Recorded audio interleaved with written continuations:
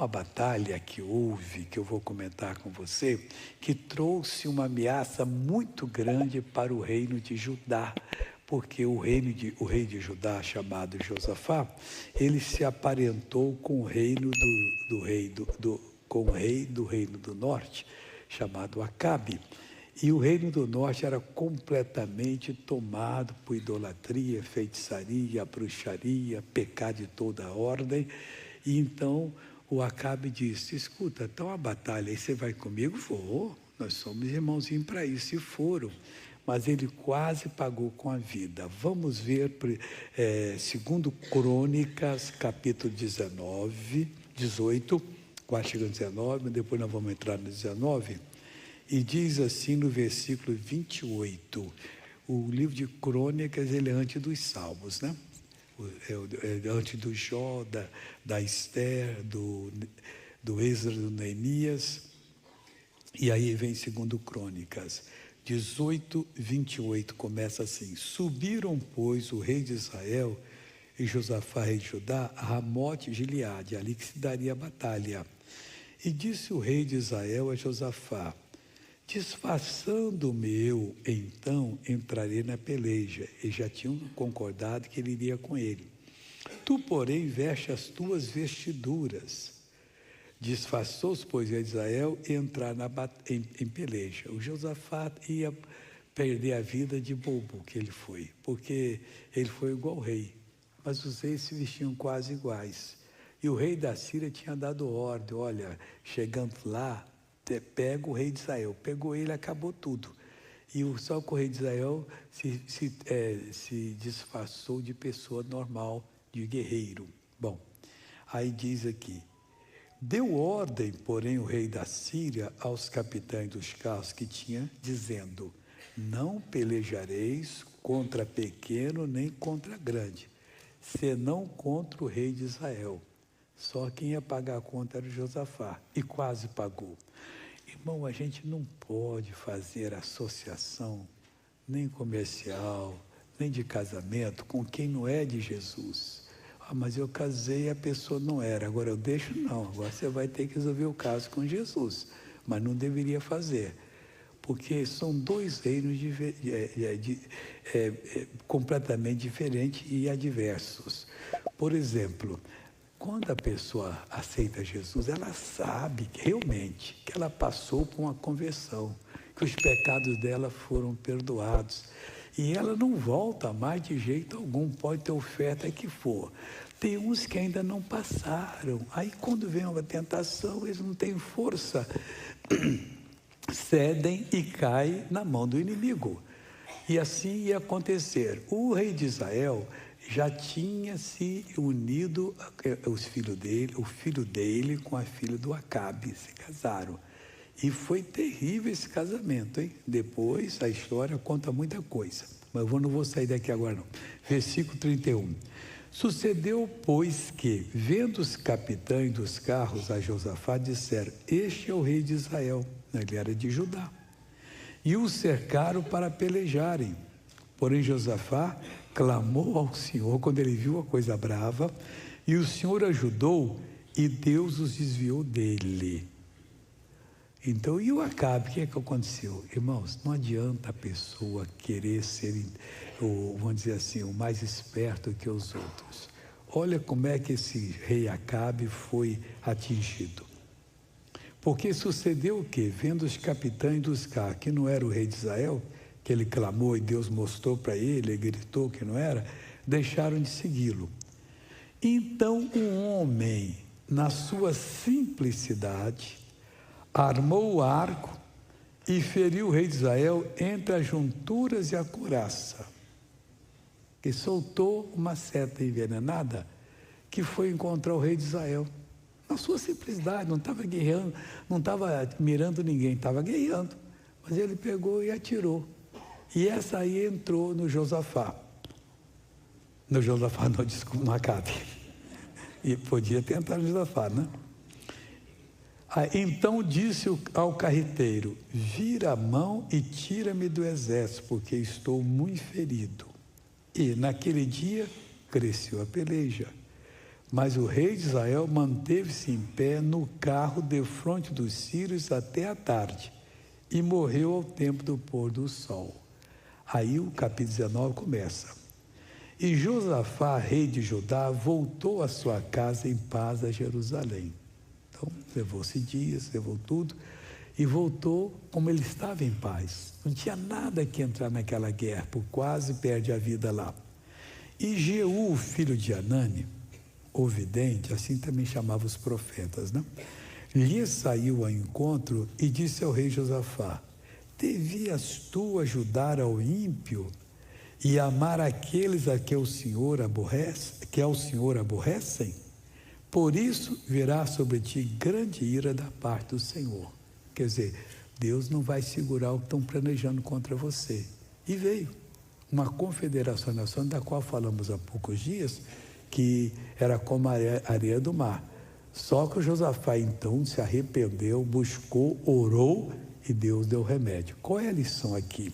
Ainda que você tenha feito algo que está atrapalhando você e seus familiares, e às vezes está atrapalhando, fazendo, porque não tem, você se abriu para o inimigo e aconteceu.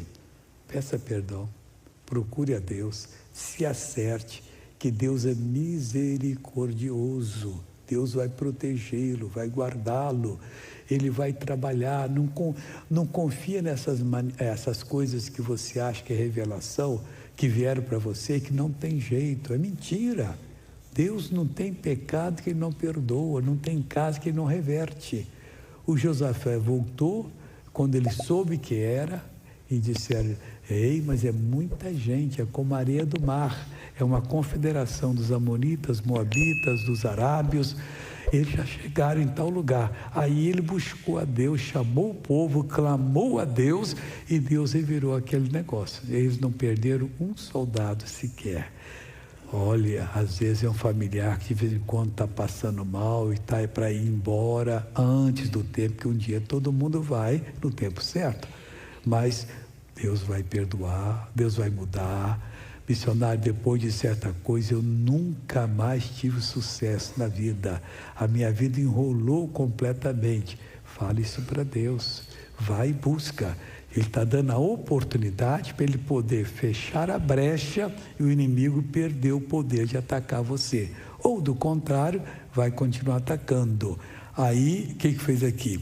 Ele fala, mas o versículo 3, ele já avisou Josafá: boas coisas, contudo, se acharam em ti, porque tiraste os bosques da terra e preparaste o coração para buscar a Deus.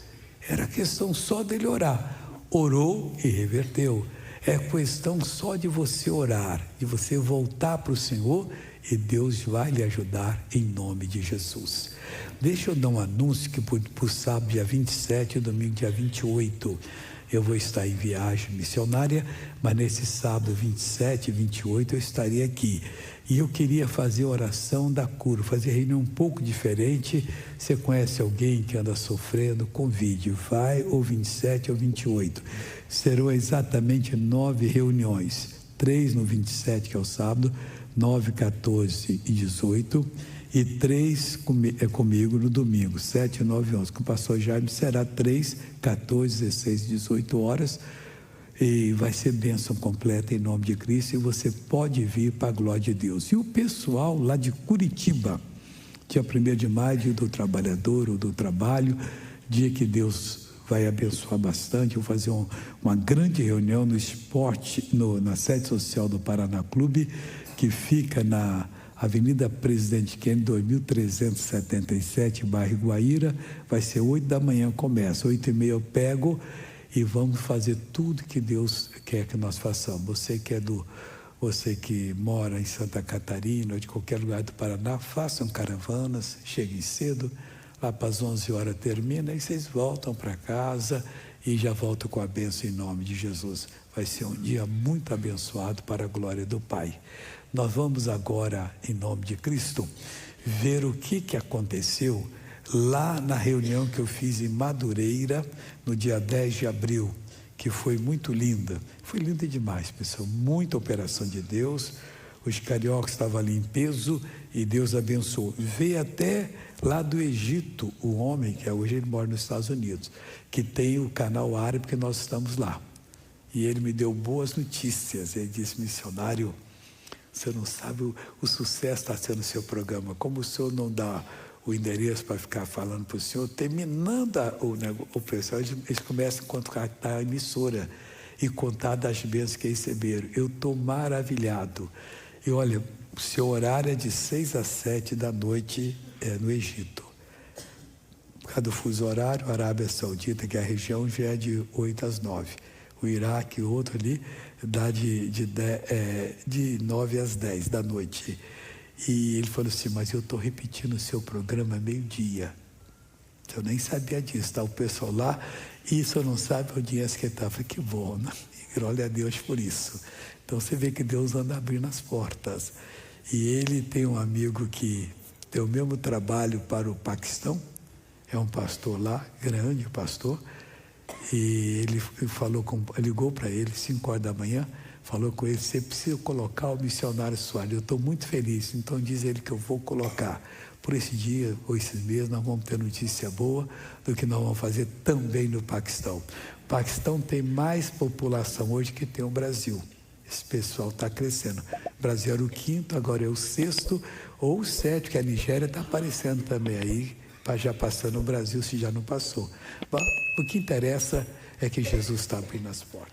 E aí o evangelista Mateus relatou a resposta que deram. Mas Marcos falou uma coisa aqui que eu quero estudar com você, é Marcos 8, começando no versículo 27, que diz assim: e saiu Jesus e o seu discípulo para as aldeias de Cesareia de Filipe. E, no caminho, perguntou aos seus discípulos, dizendo: quem dizem os homens que eu sou? Eles disseram: João Batista, e outros Elias, mas outros um dos profetas. Quer dizer, ninguém sabia quem ele era, Jesus, porque João Batista tinha morrido, e eles acham que quando a pessoa morre e volta com poder. Nunca teve um caso desse. E Jesus estava, antes de João Batista morrer, já pregando o Evangelho. E foi João Batista que batizou Jesus. Então ele morreu e voltou, mas como Jesus estava ali? Mas o pessoal fala coisas e uns garante que são, mas nada disso era verdade. Aí ele lhes disse: mas vós, quem dizeis que eu sou? Ninguém respondeu. E respondendo, Pedro lhe disse: tu és o Cristo. Revelação completa. Mateus diz que Jesus falou assim para ele: bem-aventurado és tu, Simão Bar-Jonas, porque não foi carne nem sangue quem te revelou, mas meu Pai que está nos céus. A ti eu digo: tu és Pedro. Você não é mais do que isso, é o Pedro.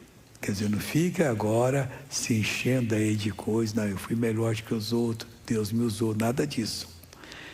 E sobre essa pedra, a revelação, porque foi o Pai que deu a revelação, e a revelação, toda a palavra de Deus é uma estrutura que não move, é uma estrutura que ninguém destrói, mas só que Pedro, em grego, é Petros, então, que também é pedra, e pedra faz uma correção, mas o nome dele era Simão Bar-Jonas. E diziam que ele era o Pedro, a pedra. E aí o Pedro foi e ficou meio vaidoso. Uma vez um obreiro disse para mim assim: missionário, o senhor sabia que às vezes nós expulsamos um demônio e um outro pior entre nós? Aí eu falei assim: ô Carlos, o nome dele era Carlos, fala esse negócio para mim, que em mim não entrou demônio, em mim não. Já expulsei centenas, milhares deles. Que negócio? Não. O senhor está fazendo a reunião, aí orou, caiu várias pessoas endemoniadas. Ô, obreiro, manda embora. Todo mundo foi lá, expulsou, menos um outro lá. Irmão, vai lá, ele não consegue. Irmão, vai lá, não consegue. O senhor diz: ô Carlos, vai lá. Eu chego lá, pego o demônio, expulso.